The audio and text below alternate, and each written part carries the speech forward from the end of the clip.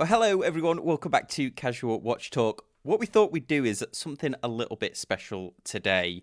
Instead of doing a regular news show, we're going to do a collection review. So I'm going to start with mine this week, and then you'll have to tune in next week for Chris's. Before we start, Chris, how have you been? Very good. Excellent. And you? Yeah, I've not been too bad. I'm looking forward to this as well. There's a lot that, a few things that are new in the collection, and then I would say some that have left the collection, which I suppose we can talk about. Yeah, I'm kind of interested in all of that. Yeah. Should we get started then? Sure. So I guess to get started, let's maybe talk about what recently left. What's the most recent thing that left the collection? Yeah, we can start there. Also, just obviously we've got to apologise to the audio listeners. We'll do our best to explain this, but this would be a great time to head on over to Casual Watch Reviews website to see the video version of this if you've never seen it before. But I'll try and explain the watches as best as I can for the audio listeners. What's left? Well, first, the last one that I sold was the Breitling B1 that I had, the Annie Digi. Mm-hmm. So that's out of the collection now. Yeah, I really liked it, but I wasn't wearing it, to be honest. Okay. Nothing wrong with it. It was on the larger side, but it's still very comfortable with that bracelet. But yeah, I wasn't really wearing it. The other thing that, it's like little things, isn't it, the build up? But the thing that I didn't like about it was that it's not very legible. Because the dial is so busy and the silver hands on the grey dial, it wasn't that legible, and I just found myself looking at the Annie Digi all the time. Right, and then you're like, at that point, you're like, why not G-Shock? Right? Everything is a progression, isn't it? And it did make me think that I'm changing my mind a lot about quartz watches, and I really wanted a high precision quartz watch, which led to me then using the money to buy the Seiko, which we'll talk about shortly. Okay. It's interesting. I think for my collection, the pandemic had a big impact. There was a point last year at this time where I think you and I talked about it a little bit, which was a sort of a, what does it all mean point in our collections. So because I feel like before that you were wearing that Breitling all the time, like 20, as soon as you got it, like what, 2020, you were like, as soon as you picked that up, Yeah, you're right, I was wearing it a lot. But what was funny, this has also left the collection, I was wearing that, remember that Citizen Field watch that I had, that Japan only one, that titanium one. Yep. Yeah, the titanium one. Yeah, I really liked that. The bracelet was awful, but I actually quite liked the watch. But then it was funny because what triggered its demise mentally for me, I was wearing that the most during the pandemic, was the fact that the minute hand didn't go all the way to the edge, and somebody pointed it out, who I won't mention who he is, but TJ knows who he is. Yes, exactly. Someone particular. I'll never say who said it. Someone very particular about indices and the number and the exact moment that they have. Yes. That really did bother me once I started thinking about it. I'm like, yeah, it is falling short, and it just threw the dial off for me. So I was selling that one, sold that one. I'll say too, I think he ruined, while we're into, stuff, I think he ruined the Mecha Quartz, the movements that use the 24-hour hand. It's tough. So like the new Seiko's cool, but for me that was like, oh, that's kind of a waste of a dial, or at least a waste of a sub-dial, if you will. Oh, it is. Yeah, we were going to be releasing that review soon. Cool. Hopefully it'll either come out before this or shortly after. So Breitling's out, Citizen's out, and then I must have sold some others. I'm buying and selling them all the time. I'm awful with it.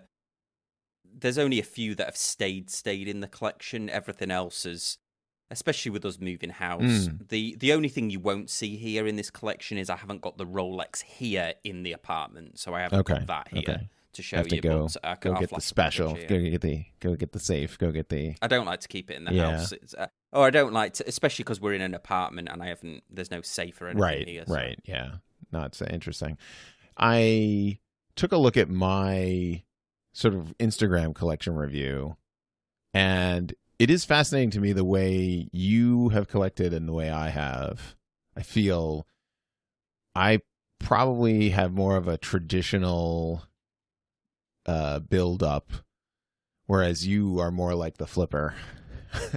and I think you flipped. I mean, I think you flipped some pretty. I mean, that you had a Tudor, you had a Black Bay that just came and went, and some other heavy hitters that came and went. So yeah, Speedmaster.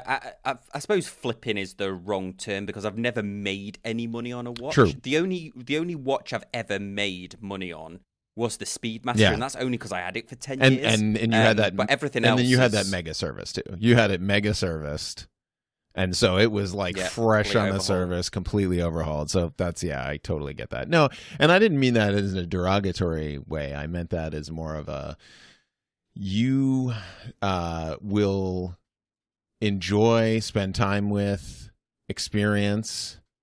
And kind of move on for whatever reason, whether it's, like you said, like a subdial, or you're not wearing it anymore, or value changes or opinion changes, things like that. So yeah, not in a bad way, but interesting. And this is typical, or not typical, but like it's in fitting with your YouTube review mentality and style that you've had. So it kind of lines up.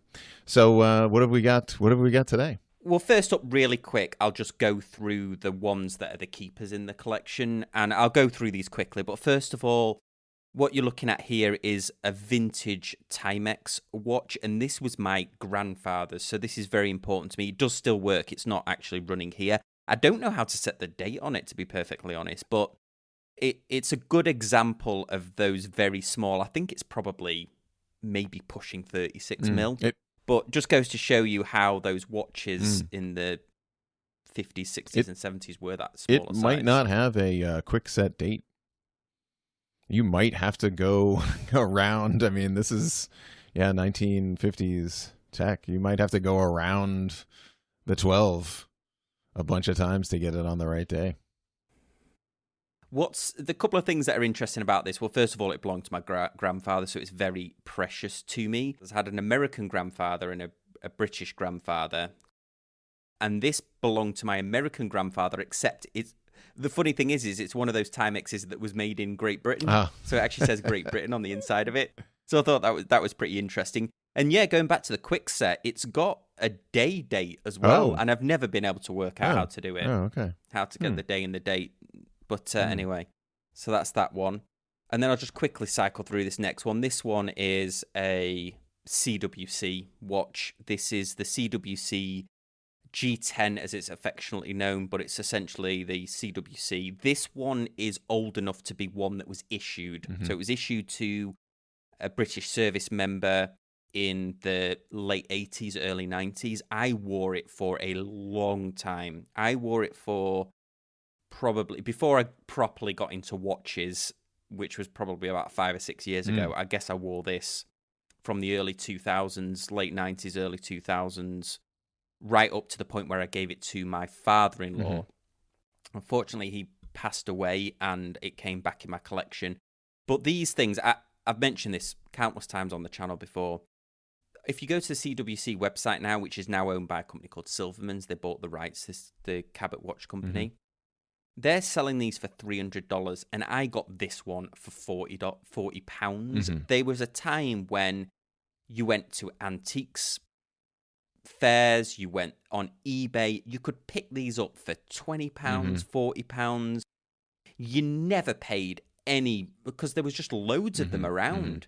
And I wish that I'd got more, but this is in great condition. It's missing some of the loom from the hands a little bit, but it's still working. It's not one that I wear. It's on the smaller side. I think this is 36.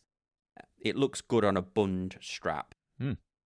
I probably would wear it on a bund strap. My wife's worn it a bit as well. Cool. Okay, and then final, just cycling through these ones that are the definite keepers, is this next one. This next one is I think it's 1976. This is my British grandfather's watch, and this is a very early Casio LCD watch. Oh, cool. Still works like the day it was made. There's some scratches on the glass, but overall it's in fantastic condition, and he wore this all the time. I'm amazed it's still working.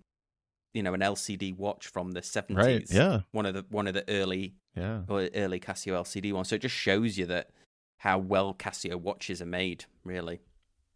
Cool. Okay. So those are the three keepers, the ones that I always cover. Let's get started with the actual wearing collection, should we say. And the first one is one that you know very, very well. And this is the what we affectionately called the Ultimate Turtle. This was a Save the Ocean, I don't know whether the limited edition, but it was a Save the Ocean Turtle. Let me just get the correctly aligned. I think it was, not limited per se. I mean, it's a hard to get dial now. Yeah, it wasn't numbered limited, but it was that season. It was the release that year of the Save the Ocean. I think this is the best one they ever did with that black to brown dial. Dial on this is insanely good. And then you very kindly modded it for me, didn't you? Yeah. You've had a lot. It's interesting. With this one in particular, your preferences for, it came out definitely in this watch, and so it's cool that you've kept it and kept it around. So you definitely like what you like. So as far as like, we went through 3 sets of hands on it. There was, some sort of, some continual adjustment regulation. That's what we kind of started with, because it just needed to be a little bit, I think I'm a sharper accuracy person than you are, but you just can't, like, when it got to like 15, I think it was like 30 seconds or something, you were like, I can't do it. So, I think it has a great looking dial.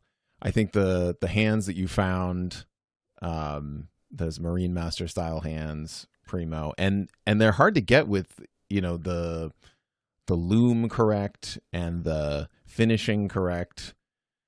And I mean, you paid a little bit for the nicer loom and the nicer hands. And I was definitely terrified pressing them on, because those Seiko hands, they can go on and off like twice. So.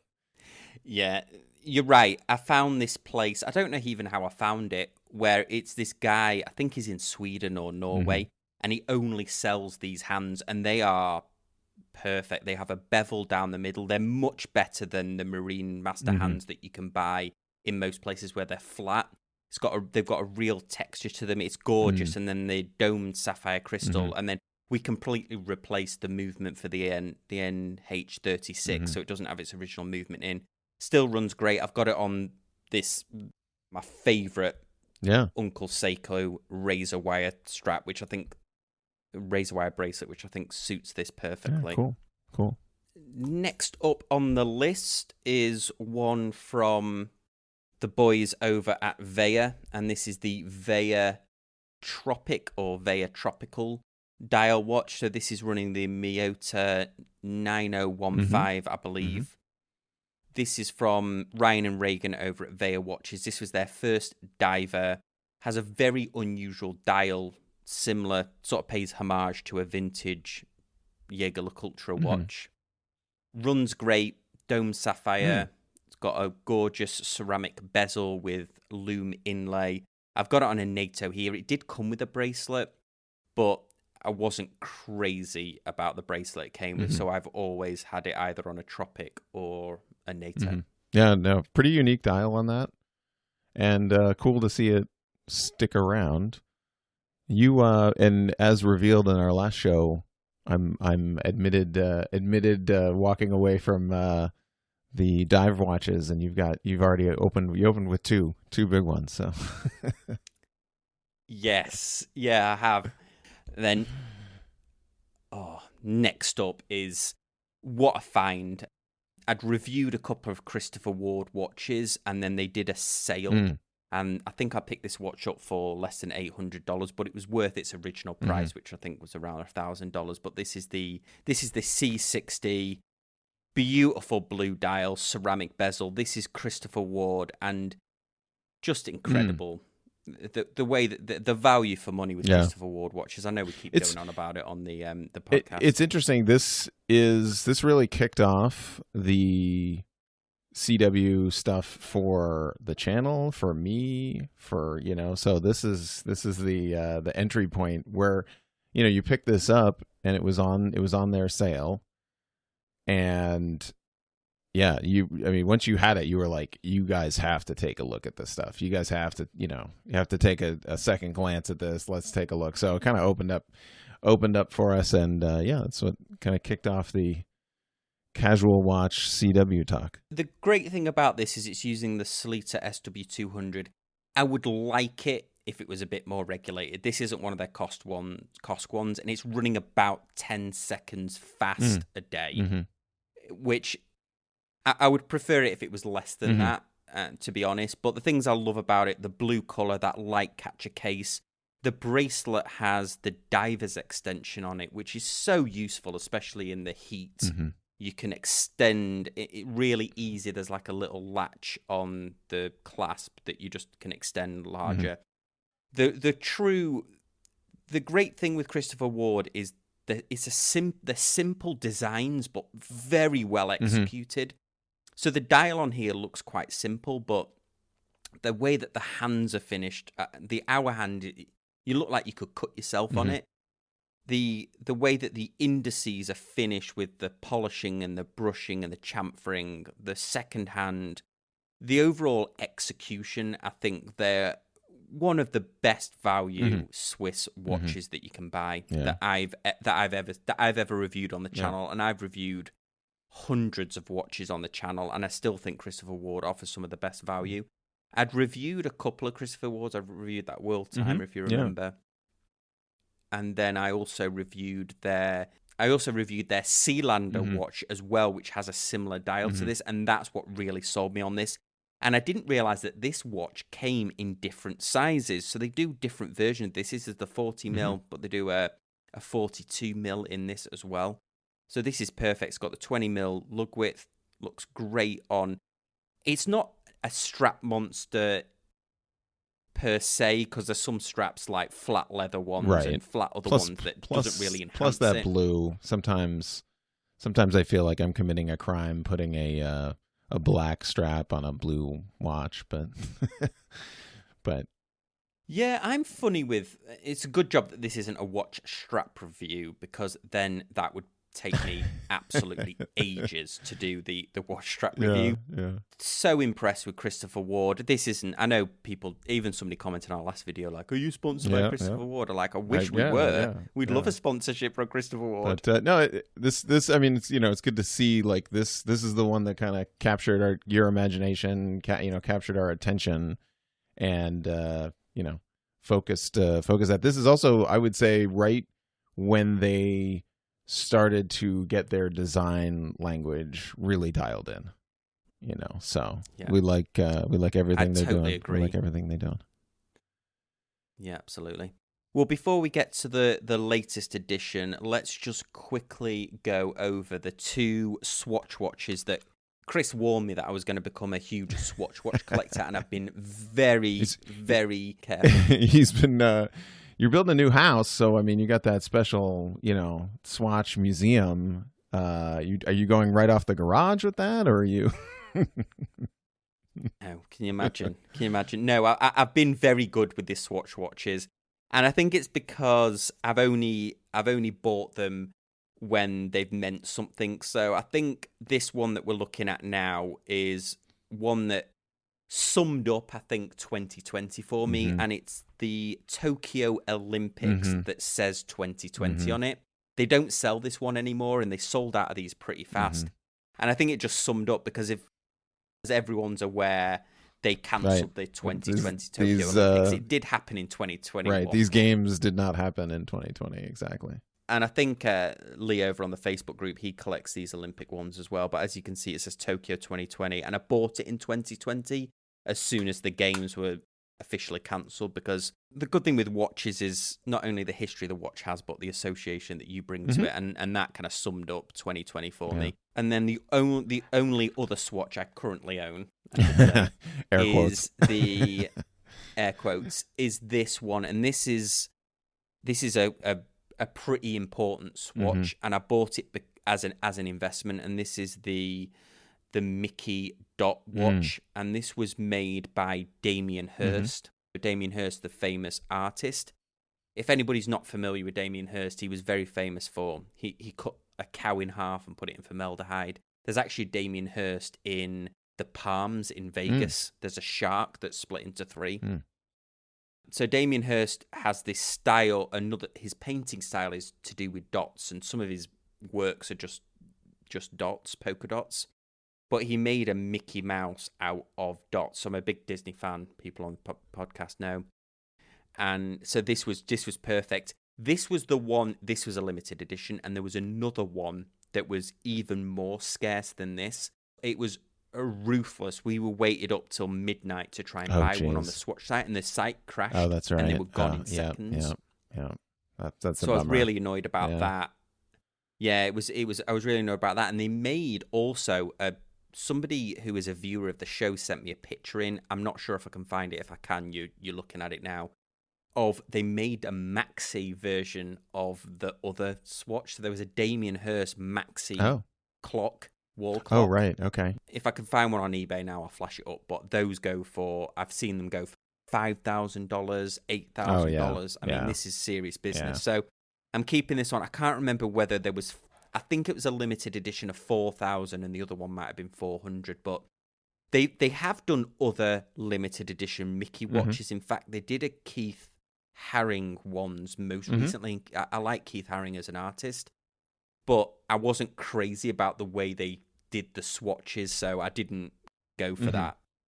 So those are my two Swatch watches that I have in the collection. Nice. If you've seen micro brand reviews on the channel, a lot of those I actually give away to people. So there's a micro brand that went to a friend of mine, Mark, who lives in Thailand. He also had off me the Walbrook skin diver. Oh, right. So I had that Walbrook skin diver that you modified. So that's gone to a very good home. Oh, that's cool. Gone to Mark. Actually wears that a lot. And then also I sent him another watch, and I can't remember. It was one of the Spinnaker ones that I reviewed. One of the Spinnaker compressor style watches. So those are other watches that you might have seen. And then last on the list here is the brand new, the Seiko Speed Timer. You're looking at it here on an Uncle Seiko razor wire. This is the newest addition to the collection that I'm just about to publish the review on it. When I publish the review, there'll be a link at the top of this. Nice. I really like this watch. We've talked about me selling watches for nitpicky reasons and things build up, and I'm resisting mentally this watch. To me, I think it could be a little bit bigger, but I'm stopping myself from obsessing about it, because when I spoke to TJ about it, who owns the black version of this, he was like, just wear it because you'll notice that it's the correct size for your wrist. It fits really well. But I think because I'm so used to seeing larger chronographs from Seiko. Yeah, or if you're just used to a larger, if you're used to if you're wearing a Panerai all day and then you flip over to a 1970s Seiko, you're like, where did the watch go? Well, yeah, and the watch itself is a very similar size to the Christopher Ward. But I think what makes me mentally think that it's smaller is the short lug width. It's got quite a short lug width. Whereas the Christopher Ward's got quite a long lug width. I've taken it off its metal bracelet. Was not crazy about that metal bracelet at all that it comes with. The clasp only has 2 points of micro adjustment on it, which I think is a shame. And I noticed that they released the mechanical at the same time, and the mechanical one also uses that same bracelet, but the mechanical one is like $3,000, and I'm not quite sure what they're going for with the same bracelet. That's same bracelet that's on this. It looks very similar. Now I feel like I'm getting a deal if I get the quartz one, right? You're like, oh, I got the same bracelet. Yeah, this is the blue one. They do a white, they do a gold, but they've done a fantastic job of this. The bezel looks ceramic, but I don't think it is. But they've used a dome sapphire on there. They've not used the hardlex. The way Seiko do such an amazing job of the dials, but there's an applied logo on there. I agree with you about the 24-hour indicator, actually, but it does have a running second, so I give it a pass. I hate seeing the bicompacts where there's no running seconds. Oh, right, yeah. Now they don't specifically say this is Mecha Quartz, and it hasn't got a VK denotion on there. But I'm just set the chronograph off now, and you'll see it is ticking like a mechanical watch. I think it does 5 ticks per second. Okay, pretty good. So there you go. So those are that's mainly the core collection there of the watches that I currently own. I probably wear the Christopher Ward Turtle and the new Seiko the most. Yeah. I also have a G-Shock that I've not got here. I use that as an alarm clock. That's the one that I modded to have the metal case. Right, that's right. That's a cool with the Alibaba metal case on there. Did you now? Do you think that you are going to keep the Rolex as an investment? Do you think you're going to crack it out of the box, or you're just going to keep it as an investment?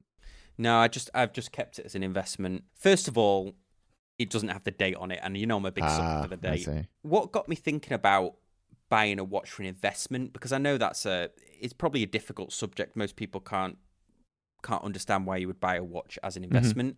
And I was having a conversation with somebody I used to work with, and they'd got really into investing in precious stones, gemstones.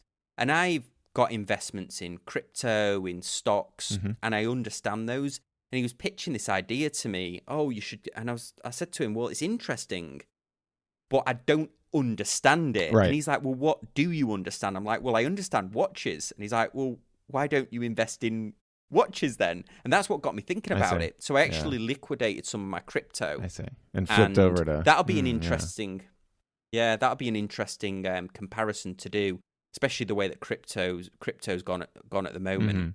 That'll be an interesting comparison one day. What if I'd kept it in crypto, what would it be worth versus... I sold Cardano. This isn't financial advice, but I sold some Cardano that I had.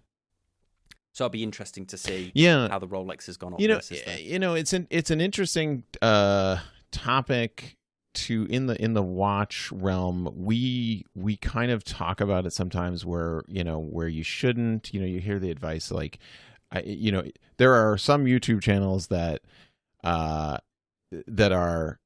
trading and investing in luxury watches like they are the stock market, and it is 4:30 and the bell is ringing. I mean, that is and there it is, like a watch collection for for it to appreciate in value and that sort of level. And then we have a bunch of other channels that may and folks that may say, well, you shouldn't really invest in it, because it's probably could lose money, or this is going to lose money, or that sort of thing.